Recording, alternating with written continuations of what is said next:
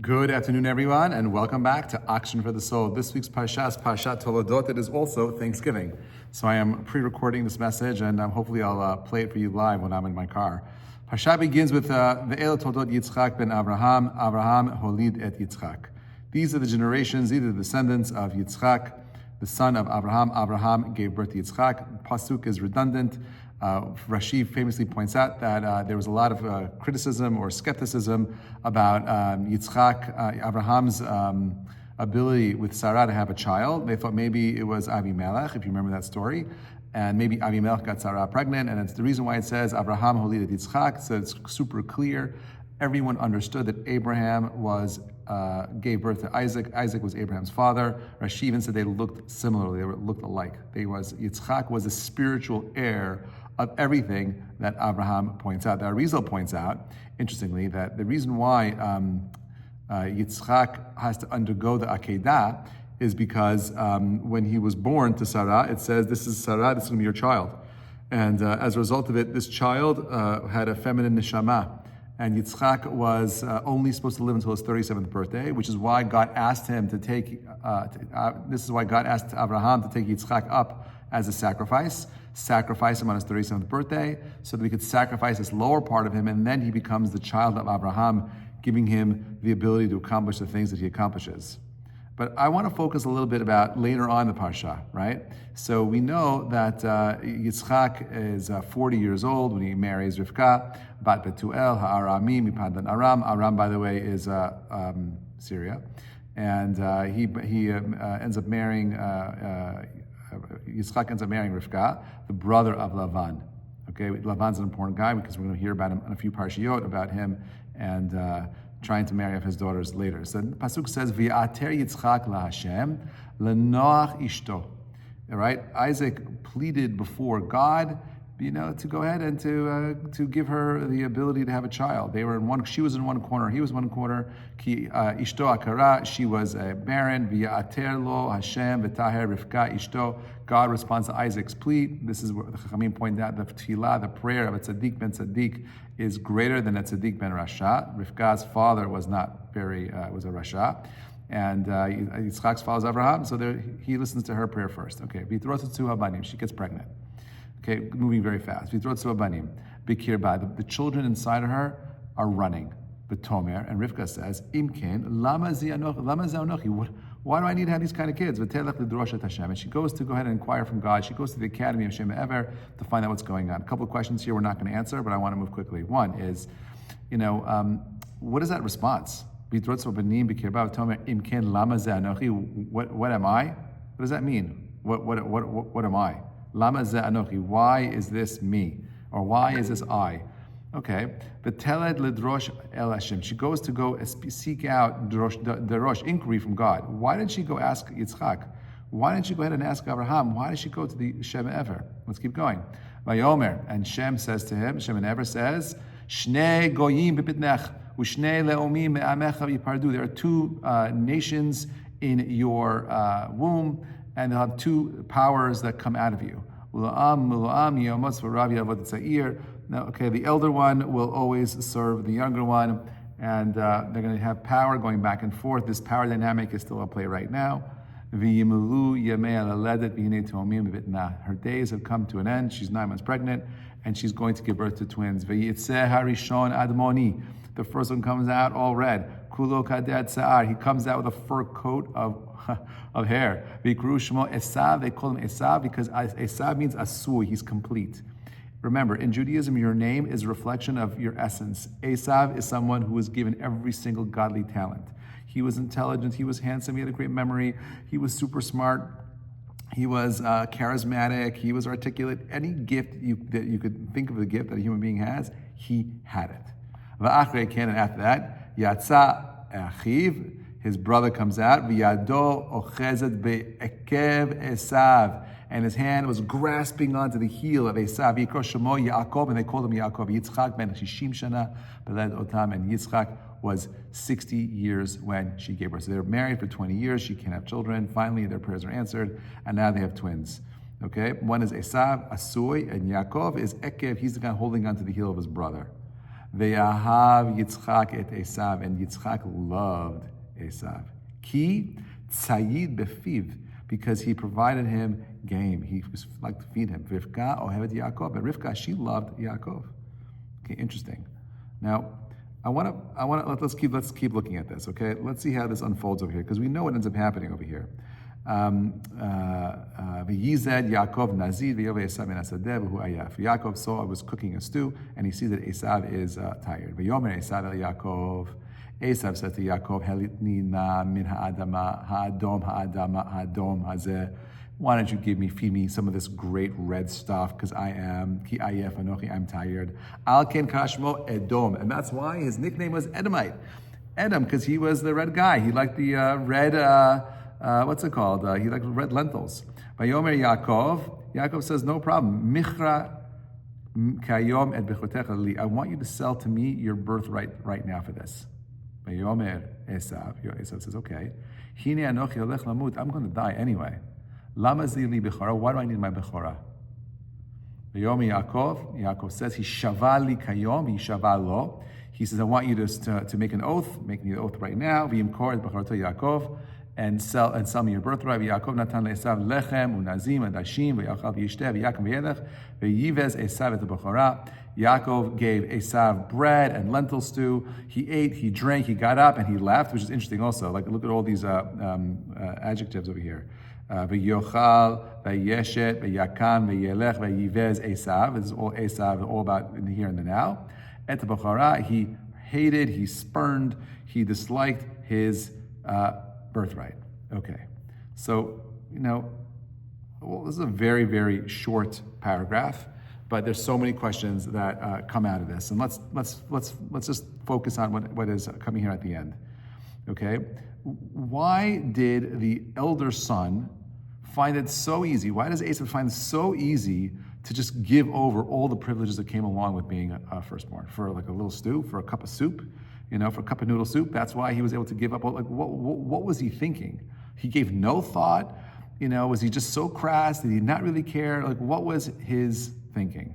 So there's a fascinating Ibn Ezra that I want to go with you today. Okay, and this is what the Ibn Ezra says. He says, why did Esav hate his birthright? And he answers, because he saw that his father had no wealth at all. Meaning, remember, Abraham, he got wealthy, he comes down to Eretz Yisrael, he's got nothing, there's a famine, he goes to Egypt, boom, massive wealth. Right? This is my proof that in order to make a small fortune in Israel, you got to come to Israel with a large fortune. Okay? So Abraham comes out with all this fortune. Now, you would think that, and I always did until I saw this Ibn Ezra, that Abraham, he gave all that wealth over to Yitzchak, he inherited it. Not according to this Ibn Ezra. He says over here, I know that many people will be surprised that Yitzchak was poor, right? But there's good reason to believe it. He says over here, he says by the end of,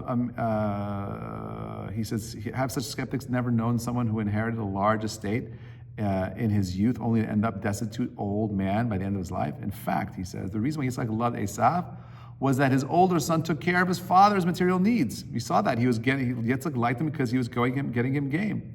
Had there been plenty of food in Yitzchak's household, would the honored son Esav have sold his birthright for a pot of stew? Furthermore, the honored son Esav have sold his birthright Furthermore, had Yitzchak been so rich that he dined on delicacies every day, why should he have asked Esav to go hunt a meal for him? He says more. He said, it's not surprising that unlike Esav, Yaakov did not own any fine garments. Finally, it's noteworthy, he says, that when Yaakov leaves his home, his mother does not give him any kind of gold or silver for his trip. He's a refugee with nothing.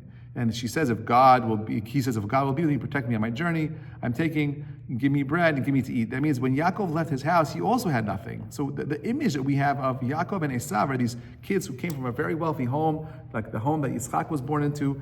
But it's a great point he's bringing up, meaning they left with nothing. Esav has no food. Yitzchak is asking Esav to go out and catch him some food. Esav is tired from hunting and trying to feed his family. When Yaakov leaves after he gets the brachot from Yitzchak, he's got nothing. He's got to work for his wife for 7 years. He's got nothing to give them. Considering that Rivkah, considering that his mother loved Yaakov so much, why does she not give him all a small fortune? he's not forced to tend his uncle's flock to survive, right? A man became rich, he prospered more until he became very wealthy. That's what it says about Yaakov later, right? Now, as Yitzchak got older, there's a wildly held misconception that affluence is a sign of reward for the righteousness, but that's not true. You see this with Eliyahu and other people he points out, and therefore it's very possible the reason why Esav ends up getting rid of his birthright. He's like, why should I keep my birthright? My father's not going to give me anything anyway. I'm not going to get a double inheritance. What do I need this for? And therefore, from Esav's calculation, he's like, forget it. I'm not interested. So Ibn Ezra takes on the position that the reason why Esav is ready to walk away from his birthright is because of his father's poor financial situation. He believed he was not going to inherit anything. There was nothing there. He was turned off by the lack of power. Esav was all about power and strength, and wealth comes with that. And he came out and said, you know what, what's the big deal? I'm getting out of the deal. I'm going to get food right now. Who knows what's happening tomorrow? There's no food around. Esav hated the birthright. Okay, he mocked it. He made fun of it. He was like, what am I going to inherit? Okay, now that is Ibn Ezra's approach. The Ramban, however, takes on a very different perspective. The Ramban's view, he said that Esav was not weighing the financial or the practical worth of the birthright, but rather he was of the opinion that Esav gave the birthright because he believed that he was going to die anyway. Right? We're all going to die at any moment. There's no food. I'm going to starve to death. I'm going to be out of here. Who cares? Okay, and this is what Ramban says. He quotes. He says, "He who despises a commandment will meet with harm." That's a pasuk in Mishleh. If it was easy for Esav to part with a birthright because he regularly went out to the field to confront wild animals, so from his perspective, Esav is fighting, the wild beasts of the field, and any moment he could get killed and he could die. So he's terrified of the world that he's living in. There's no future for him. He's living in from hand to mouth. So the Ramban portrays Esav not as a practical man, but as someone he can't appreciate any kind of spiritual dimension. He doesn't see the value of anything. He's living in a very broken place with a broken spirit. He saw the birthright and it's as a limited, self-centered perspective. Who cares? The elder son only lived for the moment and only for today. That was Esav. I need it now. Esav is asui. I need things now. He was the microwave generation. Pop it in, pop it out, throw it down my mouth, give it to me right now. And therefore the birthright had no meaning to him. Who cares? Okay, he was a simple person who was, only interested in strength and power. He couldn't have patience for anything else. Esav's poor character made him incapable of internalizing and seeing the value of anything spiritual. He was literally living in the field. So two very different opinions between Ibn Ezra and the Ramban. Okay, they both see things differently. At the end of the day, the Kli Yakar says that Esav wanted to, was so lost in the world of materialism that he couldn't focus. And either way, no matter how we slice it and dice it, all opinions are really kind of coming out, telling us the same thing, right? The story of the birthright and the sale is to teach you that life has to have a hierarchy of values. Esav had no hierarchy of values. Are you happy to live out your limited years like Esav, just thinking about always being anxious about making money? Are you thinking about the home, the vacations? Do you view people, events as just, different opportunities to fulfill, moments of affluence, to connections, and so on and so forth? Or do you see the inherent worth in every single individual, friend, stranger, neighbor, and so on and so forth? Remember that the Chachamim point out, one who loves money will never be satisfied with money. Okay, so the question is, how do you want to live your life? How do you want to be remembered in this world? Esav takes the path of, usually I have everything, right? But everything for him is only material. And Yaakov takes on the position of, you know what, there's more. I'm willing to invest in the future. Esav says, who cares? My dad's not going to give you anything. There's no wealth. There's no power here. I'm out. I'm only interested in the heathen life. I'm interested in living like a Spartan and taking every moment of pleasure that I have and fulfilling it and not worrying about anything else. I don't care about not investing for tomorrow. I'm not interested in putting in any effort and time into developing something for the future. I'm only interested in the here and the now. Yaakov says, whoa, slow down. His whole life was characterized with struggle. Yaakov is holding on to Esav's feet. He's holding on to the little calf that he has. Because everything about Yaakov's life is about working towards developing some type of greatness. He's Yoshev Ohalim, he's the guy sitting in the tent, he has no money, he's weak, he's complicated, he's not as smart as Lavan, who outsmarts him, he ends up marrying 2 wives, he's got a lot of family issues.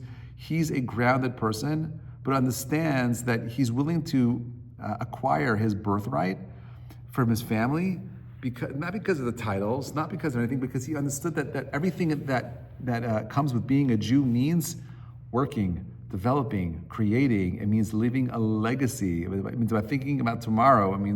It's about seeing the value in things that come from hard work. That was Esav's path. But you have 2 boys, same mother, same father, very different outlooks in life. And at the end of the day, what this particular parasha is about, it's the generations that define Abraham's legacy and one that defines Yitzchak's legacy. Someone who is so lost in a world of the shadow of his father that you don't really hear much about him. You don't hear anything about Yitzchak. This is the only parasha about Yitzchak is Toledot. That's it. After this, it's gone. It's all Yaakov. It's mostly Yaakov and a little bit of Abraham and about nothing of Yitzchak. And I'm not saying all of us have to have a voice. What I am saying is that what the Torah is highlighting for us is that Yaakov's journey from one extreme of poverty, of nothing, of being overshadowed by his brother, to working to become the guy that is Kisarita Makim, the one who fights with and wrestles with God and wins. That is our struggle. It's our struggle today with everything that's happening today, with these crazy protesters at the parade who had to be ripped out of the streets. I'm sure they were paid because no one's going to sit in the street in the rain because of ideological reasons, or because of the horrible news in Hendon, London, where there were all these leaflets asking Jews to leave or face death. We're living in crazy times, no question about it. But the one thing you and I should not be willing to ever walk away with or walk away from is our heritage, our values, our hierarchy of values. God gave us a set of values for us to help make this world a better place. Where does it happen? Not the way Esav tried making it a reality, looking outside, but rather working internally to elevate the soul and the self so you could achieve all the things that your heart actually wants you to accomplish. Wishing you all a Shabbat Shalom Avarach. Take care.